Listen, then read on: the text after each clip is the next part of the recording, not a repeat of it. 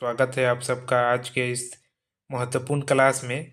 तो आज की क्लास में बात करने वाले हैं MJC, MIC, MDC third history से जुड़े महत्वपूर्ण वस्तुनिष्ठ प्रश्न के बारे में, यानी वीवीआई ऑब्जेक्टिव क्वेश्चन के बारे में।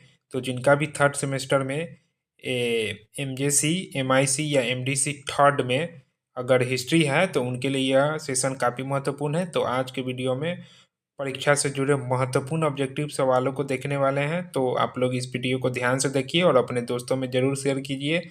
अगर आपका भी पेपर थर्ड में, यानी कि एमजेसी थर्ड, एमआईसी थर्ड या एमडीसी थर्ड में थर्ड सेमेस्टर में हिस्ट्री है, तो बहुत महत्वपूर्ण है आपके लिए यह सेशन। तो चलिए शुरू करते हैं और वीवीआई ऑब्जेक्टिव को एक एक करके देखते हैं। तो चलिए, पहला प्रश्न क्या है। पहला प्रश्न देखिए, पहला क्वेश्चन है, इतिहास का जनक किसे कहा जाता है। तो इतिहास का जनक किसे कहा जाता है, इसमें ऑप्शन है थ्यूसिडिडीज हो गया, हेरोडोटस, मेगास्थनीज, कलहन। तो आप सबको पता है कि इतिहास का जनक किसे कहा जाता है। तो इतिहास का जनक हेरोडोटस को कहा जाता है, यानी कि ऑप्शन बी हो जाएगा।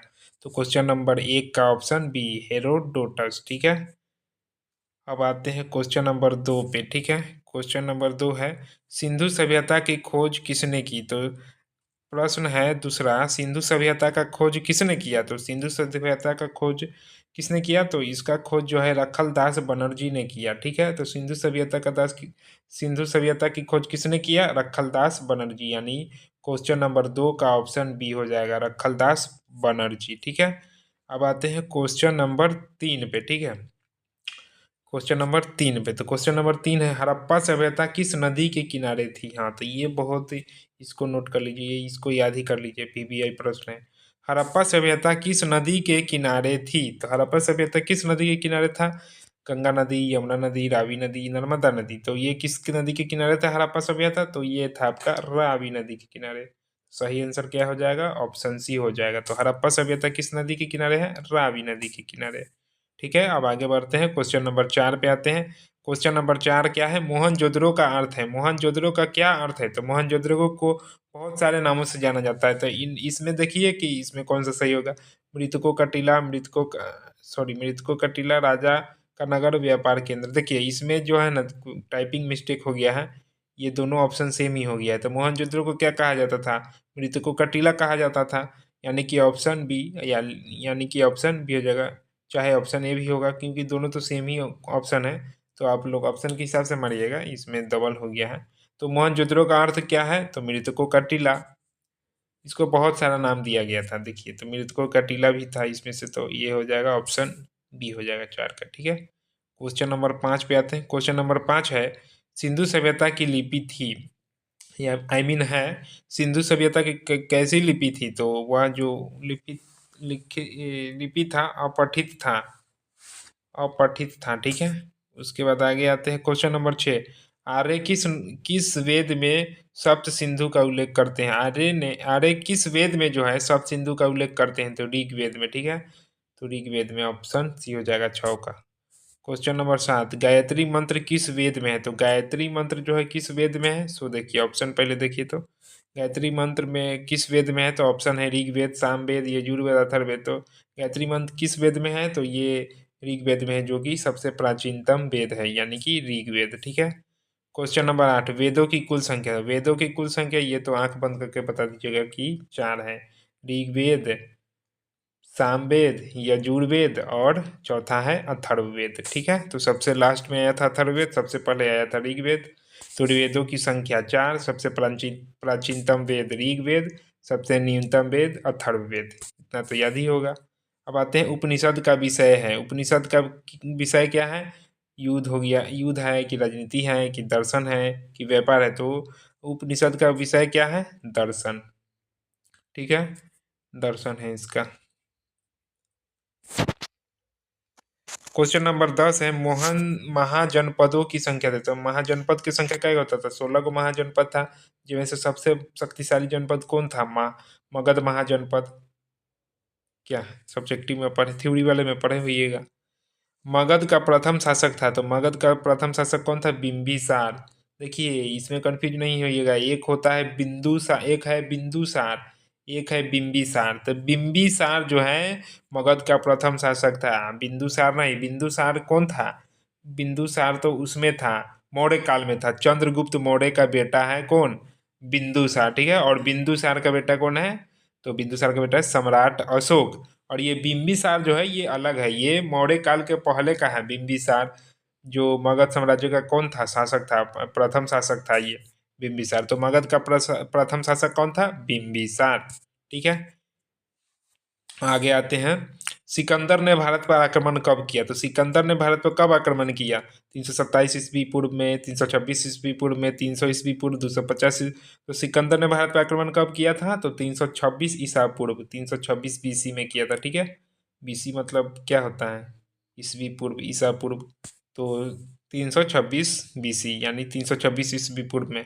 मौर्य साम्राज्य की स्थापना किसने की? तो मौर्य साम्राज्य की स्थापना किसने किया? चंद्रगुप्त मौर्य। देखिए आ गया ना बिंदुसार, उसमें क्या था? बिंबिसार। तो बिंबिसार है संस्थापक मगध साम्राज्य का, और ये बिंदुसार जो है किसका बेटा है? इसका चंद्रगुप्त मौर्य का। यानी कि बिंदुसार जो है किसमें का है?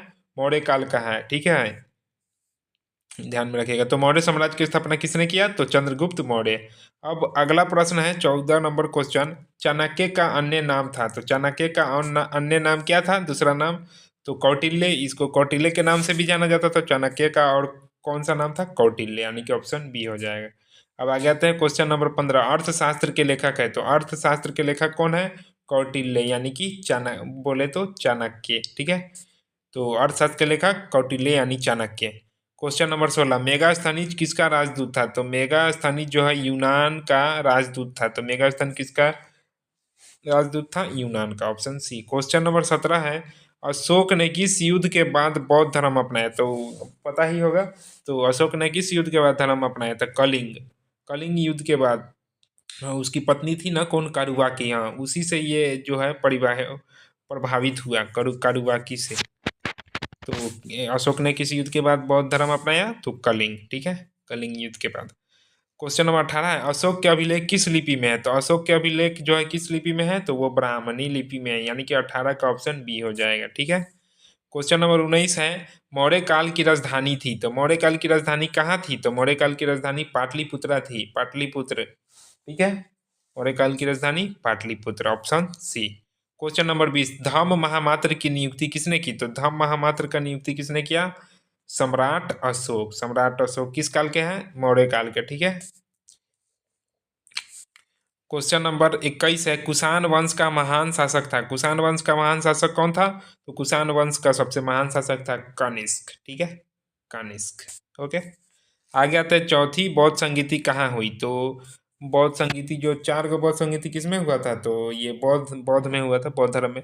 तो चौथी बौद्ध संगीति कहाँ हुआ था? तो चौथी बौद्ध संगीति जो है कश्मीर में हुआ था, ठीक है, याद रखिएगा। क्वेश्चन नंबर 23 है, गुप्त वंश का संस्थापक था। तो गुप्त वंश का संस्थापक कौन है? श्रीगुप्त, ओके। तो ऑप्शन बी हो जाएगा 23 का, गुप्त वंश का संस्थापक श्रीगुप्त। भारत का नेपोलियन किसे कहा जाता है? तो भारत का नेपोलियन किसे कहा जाता है? आप लोग पढ़े होइएगा। तो भारत का नेपोलियन जो है समुद्रगुप्त को कहा जाता है। तो भारत का नेपोलियन यानी कि समुद्रगुप्त, 24 का ऑप्शन बी हो जाएगा। क्वेश्चन नंबर 25 है, गुप्त काल को कहा जाता है। गुप्त काल को क्या कहा जाता है? अंधकार युग, स्वर्ण युग, मध्य युग, लौह युग। तो गुप्त काल को जो है ना स्वर्ण युग कहा जाता है, ठीक है। ऑप्शन क्या हो जाएगा? बी हो जाएगा 25 का। क्वेश्चन नंबर 26 है, इलाहाबाद प्रशस्ति किससे संबंधित है? तो इलाहाबाद प्रशस्ति जो है समुद्रगुप्त से ही क्या है? संबंधित है। 26 का ऑप्शन बी हो जाएगा, ठीक है। क्वेश्चन नंबर 27 है, आर्यभट्ट किस काल के थे? तो आर्यभट्ट किस काल के थे? तो आर्यभट्ट जो है गुप्त काल के थे, ठीक है, यानी 27 का ऑप्शन बी हो जाएगा। क्वेश्चन नंबर 28 है, नालंदा विश्वविद्यालय की स्थापना किस काल में हुई? तो नालंदा विश्वविद्यालय की स्थापना किसके काल में हुआ था? तो गुप्त काल में हुआ था, ठीक है। क्वेश्चन नंबर 28 है, फायावान किस देश का यात्री था? फायावान नाम से ही पता चल रहा है कि ये चीन का ही होगा।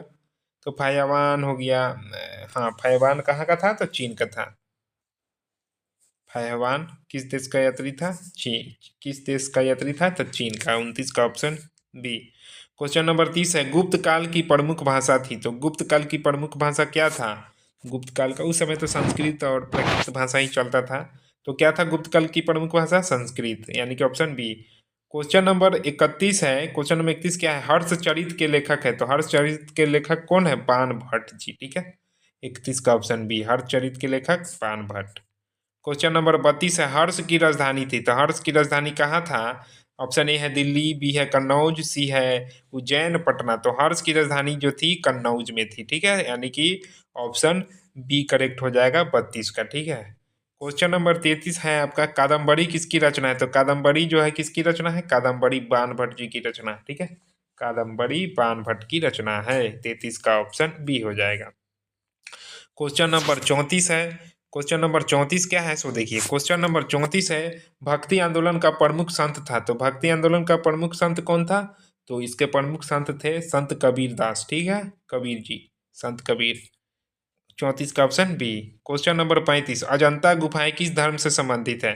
अजंता गुफा किस धर्म से संबंधित है? तो ये जो है बौद्ध धर्म से संबंधित है। ठीक है, अजंता की गुफा। क्वेश्चन नंबर 36 पे आते हैं, एलोरा गुफाएं किस राज्य में है? तो एलोरा गुफाएं कौन सा राज्य में है? महाराष्ट्र राज्य में। तो अभी तक कितना क्वेश्चन हो गया? 36 का। आज के सेशन में टोटल जो है 50 क्वेश्चन होने वाला है, तो आप लोग बने रहिए, ध्यान से देखिए इस वीडियो को, अच्छे से देखिए, ताकि आपको एग्जाम में ऑब्जेक्टिव में प्रॉब्लम नहीं हो। तो चलिए क्वेश्चन नंबर 37 पे आते हैं। पंचतंत्र के लेखक माने जाते हैं, तो पंचतंत्र के लेखक किसे माना जाता है? तो ऑप्शन देखिए क्या क्या है। कालिदास, विष्णु शर्मा, पतंजलि, आर्यभट्ट। तो कौन सा होगा? विष्णु शर्मा, यानी कि पंचतंत्र के लेखक कौन है? विष्णु शर्मा। ऑप्शन बी हो जाएगा। ठीक है, अब आते हैं क्वेश्चन नंबर 38 यानी 38। कामसूत्र के लेखक है, तो कामसूत्र के लेखक कौन है? वात्स्यायन। वात्स्यायन है, वात्स्यायन है, कौन है? वात्स्यायन कामसूत्र के लेखक है, यानी कि ऑप्शन बी हो जाएगा 38। क्वेश्चन नंबर 39 है। गुप्त काल की मुद्रा थी, तो गुप्त काल की मुद्रा क्या था? तो गुप्त काल का मुद्रा था सोना। ठीक है, गुप्त काल का मुद्रा क्या था? गुप्त काल का मुद्रा था सोना। Option C. ठीक है, 40 नंबर, स्कंद गुप्त ने किससे रक्षा की? स्कंद गुप्त ने किससे रक्षा की? तो हूनों से, हूनों से खुद को बचाया। कौन? स्कंद गुप्त ने। 40 का ऑप्शन बी। ठीक है, उसके बाद आते हैं क्वेश्चन नंबर जो है 41 पे। पुराण की संख्या, पुराण की संख्या मानी जाती है, तो पुराण के कुल संख्या कितना है? तो पुराण के कुल संख्या जो है 18 है। ठीक है, 18 है। ठीक है, अब आगे आते हैं क्वेश्चन नंबर 42। वैदिक काल में सभा का कार्य था, सभा का क्या कार्य था? प्रशासन और सलाह। Option B. क्वेश्चन नंबर 43 है। वन व्यवस्था के शीर्ष पर कौन था? वन व्यवस्था में सबसे ऊपर कौन था? तो सबसे ऊपर ब्राह्मण था। ठीक है, ब्राह्मण। क्वेश्चन नंबर 44, जैन धर्म के 24वें तीर्थंकर थे, तो ऋषि महावीर स्वामी। ठीक है, तो जैन धर्म के 24वें तीर्थंकर कौन थे? महावीर स्वामी। महावीर स्वामी कौन थे? महात्मा बुद्ध के पुत्र थे। ठीक है, महावीर स्वामी। ठीक है, महात्मा बुद्ध इसके तो पुत्र थे महावीर। ठीक है, तो 24वें तीर्थंकर जैन धर्म के महावीर। ओके, क्वेश्चन नंबर 45, बौद्ध धर्म के संस्थापक। तो बौद्ध धर्म के संस्थापक की तो सिंपल सा बात है, गौतम बुद्ध यानी कि महात्मा बुद्ध। और इनके बचपन का नाम क्या था? सिद्धार्थ, पता ही होगा। तो आते हैं अब क्वेश्चन नंबर 46 पे। बुद्ध का जन्म स्थान है, तो बुद्ध का जन्म स्थान कहाँ है? लुम्बिनी। ये कहाँ है? लुम्बिनी, नेपाल में। हाँ, नेपाल में जन्म हुआ था इनका, महात्मा बुद्ध का। तो 46 का ऑप्शन सी, लुम्बिनी। ठीक है, अब आते हैं बुद्ध को ज्ञान कहाँ प्राप्त हुआ था? बुद्ध को ज्ञान की प्राप्ति कहाँ हुआ? बोध गया। बोध गया कहाँ है? बिहार में। तो बोध गया में इनको क्या हुआ? ज्ञान का प्राप्ति हुआ। ठीक है, अब बात करते हैं प्रथम बौद्ध संगीति कहाँ हुई? तो प्रथम बौद्ध संगीति जो है राजगिरी में हुआ था। राजगिरी, राजगिरी कहाँ है? बिहार में ही है। तो प्रथम बौद्ध संगीति कहाँ हुआ था? राजगीर में। राजगिरी, वही राजगीर, राजगिरी। क्वेश्चन नंबर 49 है। सांची स्तूप का निर्माण किसने करवाया? तो सांची स्तूप का निर्माण जो है अशोक ने करवाया। ठीक है, तो यानी कि 49 का ऑप्शन बी। अब आते हैं अंतिम प्रश्न पे, क्वेश्चन नंबर 50। क्वेश्चन नंबर 50 क्या है सो देखिए, भारतीय इतिहास का सबसे प्राचीन ग्रंथ है, तो भारतीय इतिहास का सबसे प्राचीन ग्रंथ कौन है? या वेद बोले या ग्रंथ बोले, क्या होगा? ऋग्वेद होगा। आपसे अगर पूछा जाए प्राचीन वेद कौन सा है, या पूछा जाए प्राचीन ग्रंथ कौन सा है, तो दोनों क्या होगा? ऋग्वेद ही होगा। ठीक है, तो क्या होगा? भारतीय इतिहास का सबसे प्राचीन ग्रंथ ऋग्वेद, यानी कि 50 का ऑप्शन थी। तो इस प्रकार हमने VVI 50 ऑब्जेक्टिव क्वेश्चन को देखा, जो कि MJC MIC और MDC थर्ड हिस्ट्री के लिए इम्पोर्टेंट है। इसके अगले वीडियो में हम इसके सब्जेक्टिव प्रश्न को भी करवा देंगे एग्जाम से मिलता जुलता, और उसके बाद पेपर 4 का भी ऑब्जेक्टिव करवा देंगे। तो कैसा लगा आपको ये वीडियो कमेंट में ज़रूर बताइएगा, और इस वीडियो को अपने दोस्तों लोगों में ज़रूर शेयर कीजिएगा। तो मिलते हैं अगले वीडियो में, तब तक के लिए धन्यवाद।